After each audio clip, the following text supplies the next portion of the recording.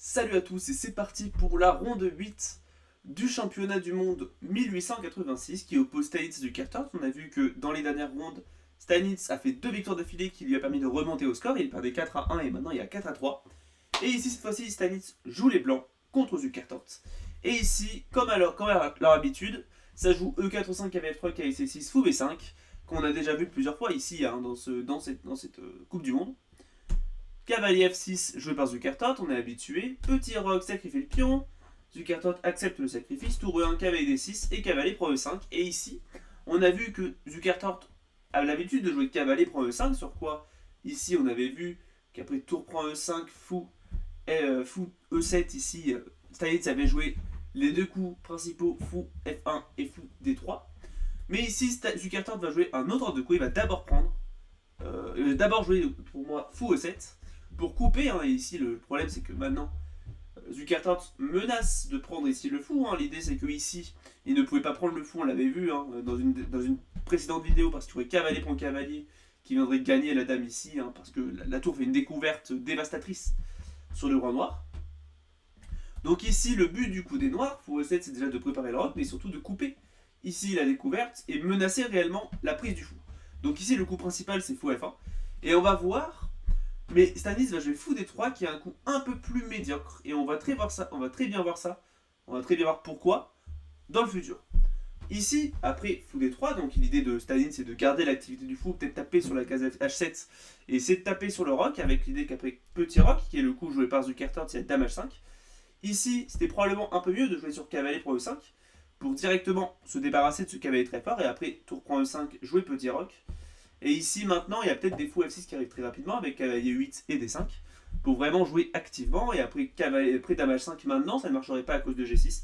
Et ici après par exemple dame F3, fou F6, tour E2 et fou G5, fou G7. Ici il y a deux parties qui ont été jouées par des maîtres. Mais les noirs selon moi sont très très bien.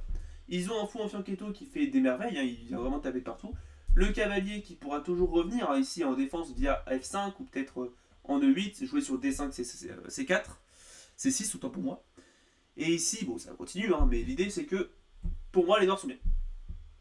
Mais du coup, ici, Zukertort décide de plutôt jouer petit roc d'abord avec dame H5 qui arrive. Et là maintenant, ici, prendre évidemment le cavalier ne marcherait pas parce que du coup, il y aurait une mat en 1 avec dame prend H7 défendu par le fou.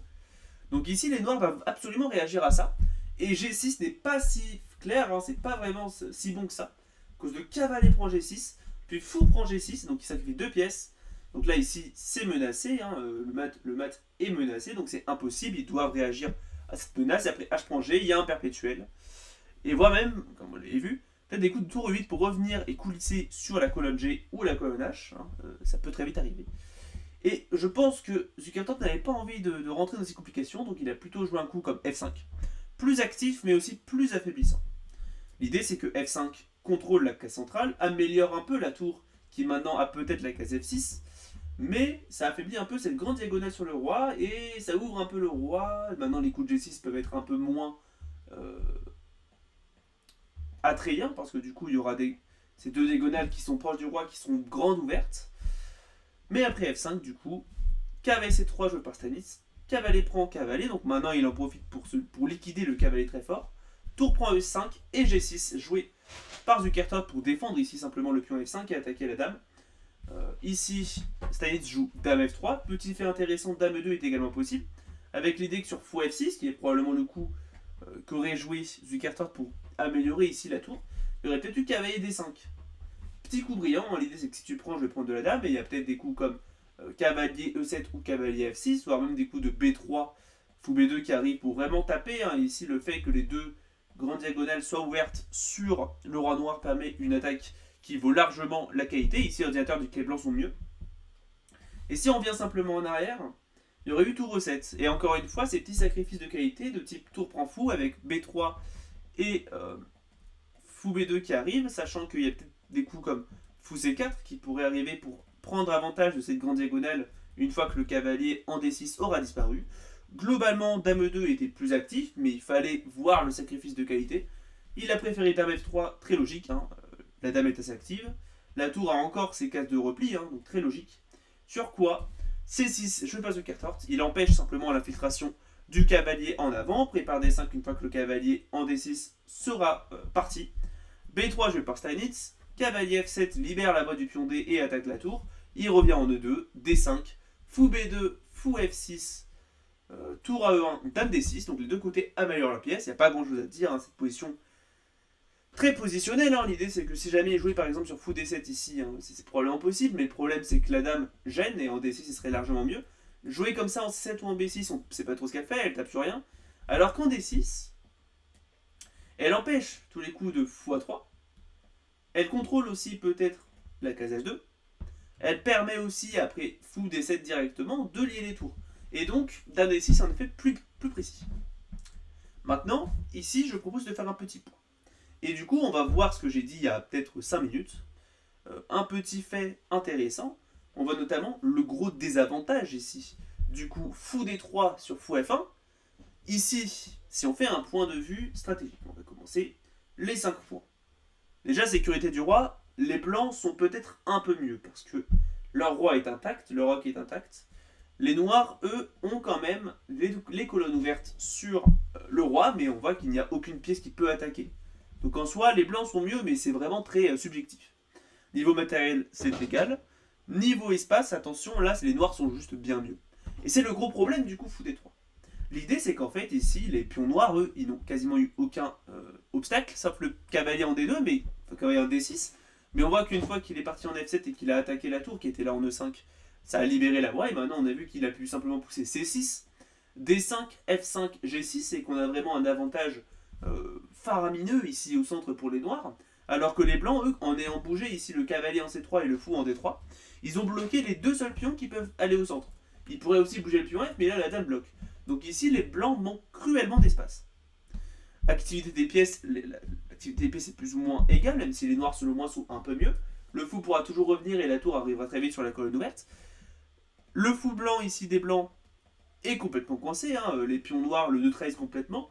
Le fou noir est complètement coincé par le cavalier. Le fou noir des noirs, lui, est assez actif. Le cavalier est peut-être un peu passif, mais il a quand même un très bon rôle défensif. La dame contrôle très bien les cases centrales. Et une fois que le fou aura bougé et que les tours arriveront, les noirs auront un gros avantage de développement aussi. Donc ici, les noirs sont encore une fois mieux. Structure de pion, aucun problème, il n'y a pas de pion isolé, pas de pion doublé, etc. La position est égale sur ce point-là. Donc on voit quand même, en ayant fait ce petit point de vue stratégique, que les noirs ont l'avantage, particulièrement l'espace et le développement. Donc ici, petit fait intéressant, hein, quand on a un désavantage d'espace, on va essayer d'échanger les pièces. Et j'ai une analogie qui est toute trouvée pour ça. Hein. L'idée, c'est que si jamais on a une petite pièce, un petit appartement de 20 mètres carrés, par exemple, si on est 2 à vivre dedans, on sera un peu serré, mais ça va. Si on est 7 à vivre dedans, il y aura beaucoup de problèmes. Parce qu'on est trop. La densité est trop forte. Bah, c'est pareil dans une partie d'échecs où on n'a pas beaucoup d'espace. L'idée, c'est que si on a ici 6 pièces ici, à se débrouiller, hein, si on doit essayer de se débrouiller dans une position où on a vraiment beaucoup moins d'espace alors qu'on a 6 pièces en jeu, bah, ça va être compliqué. Alors que si, admettons, on se débarrassait de 4 pièces, genre les 2 tours et le cavalier et le fou, bah bizarrement, en fait, tout cet espace qu'on n'a pas eu ne pose pas de problème, parce qu'en fait, ils ont en fait assez d'espace pour s'exprimer vu qu'ils sont tout seuls. Et bien ici, c'est pour ça que Steinitz va jouer tour 8, vous l'avez un peu vu, mais l'idée, c'est logique. Déjà, ça libère un peu le fou qui peut maintenant revenir en F1 s'il est attaqué. Mais surtout, le gros principe de ce coup, c'est venir simplement échanger les pièces. On voit que la tour se casse en fait de là. Hein. Ça permet de liquider une place pour la position et ça permet un peu de délier déjà la position. Vous voyez maintenant, le fou et la dame gagnent de la mobilité. Le cavalier pourrait peut-être aussi remanœuvrer peut-être vers la case G3 par exemple. Plein de manœuvres qui sont maintenant autorisées grâce au mouvement de cette tour. Zukertort évidemment n'a aucun intérêt à prendre la tour parce qu'ici il y aurait tour prend E8 et le fou en D6, en D7 après roi G7 serait complètement paralysé parce que s'il bouge la tour serait en l'air. Donc ici il préfère d'abord bouger le fou en D7 pour lier les tours et là maintenant du coup Steinitz décide de prendre la tour A. Hein. S'il prend la tour F, le problème c'est que après par exemple roi prend F8, le tour prend F8 apparemment il est légèrement mieux, bah la tour sera quand même vachement active alors que si jamais on prend la tour en A8 après tour prend A8, cette tour est vachement passive, on ne sait pas ce qu'elle fait là, hein. Elle va pas pousser un pion à 5, à 4 hein, par exemple. C'est pas le but, ici elle va devoir revenir en F8 ou en E8. Et après cavalier D1 joué par Steinitz. Et ben on voit tout son plan. Il essaie encore une fois d'échanger les pièces, il essaie d'échanger son fou qui est quand même assez actif, contre le fou actif noir aussi, mais l'idée c'est qu'il a trop de pièces en jeu, donc il veut essayer vraiment de liquider les pièces et de permettre juste simplement de tenir dans cet espace où on n'a pas d'espace. Cavalier G5 joué par Zukertort. Dame E2, donc là il attaque ici évidemment la dame. Il bouge en E2. Tour E8 ici joué par Zukertort, coup logique. Dame F1. Et ici il a joué fou prend B2 et c'est une petite imprécision. Ici ça aurait été préférable qu'il joue tour prend tour, dame prend tour et ensuite D4 pour vraiment essayer de jouer contre le cavalier. Et après C3 il y aurait eu C5 et après C prend il y aurait eu C prend. Et il va essayer de jouer sur un pion isolé, mais surtout les blancs ont vraiment beaucoup de mal à se développer. Le cavalier en D1 est complètement coincé. Il va devoir se développer via F3, cavalier F2 probablement. Mais aussi les blancs ont aussi un pion isolé et ils ont de l'espace, de l'activité. Globalement, les noirs sont mieux. Mais il a décidé, Zukertort, de simplement prendre le fou. Sur quoi Stanis décide de prendre la tour en intermédiaire. Ici, c'est échec. Fou prend tour et cavalier prend fou. Et ici, les deux joueurs ont signé la nulle. Je trouve que c'est honnêtement très prématuré. Parce que ici, il y a encore du jeu. Il y a les dames qui sont encore sur l'échiquier, il y a le fou, il y a les fous, il y a le cavalier, il y a 7 pions. Pour moi, c'est encore jouable. Mais je pense que les deux joueurs avaient un peu la flemme. Je pense qu'ils avaient juste envie de se reposer pour la round 9 qui arrive. Mais si je dois faire un petit point de la position, selon moi, la position n'est même pas nulle. L'ordinateur dit que c'est parti nul. Mais pour moi, en fait, les noirs auraient dû la pousser. Mais je pense que Zukertort, après ces deux défaites, avait eu un petit coup de mou niveau moral. Il s'est dit, ok, bon, je prends la nulle. Au moins, ça va casser la série de défaites. Au moins, ça a le mérite de faire ça. Mais pour moi, les noirs avaient l'avantage. Ils ont un fou qui est peut-être un peu moins actif, mais ils ont de l'espace à fond. Le cavalier pourra toujours revenir en E6 puis en F4 pour essayer, par exemple, de choper le fou. Ils ont de l'espace, la dame est active, alors que les blancs, eux, peuvent toujours pas bloquer, peuvent pas bouger leur pion central. Le cavalier est sur ce qu'on appelle la case idiote, parce qu'il doit bouger, il n'a aucune case intéressante. Et ici, il est sur une case qui a un coin, une case du coin, donc c'est vraiment une case mauvaise. Et la dame des blancs est un peu passive, surtout qu'ils n'ont pas encore bougé un pion du roc, donc il y a peut-être des schémas de Madukula. Mais tout ça pour dire, ok, les noirs étaient un peu mieux, mais ils décident, les deux joueurs, de signer la nulle. Donc c'est une décision tout à fait légitime en soi, parce que la position est objectivement égale, mais pour moi, les noirs auraient pu pousser.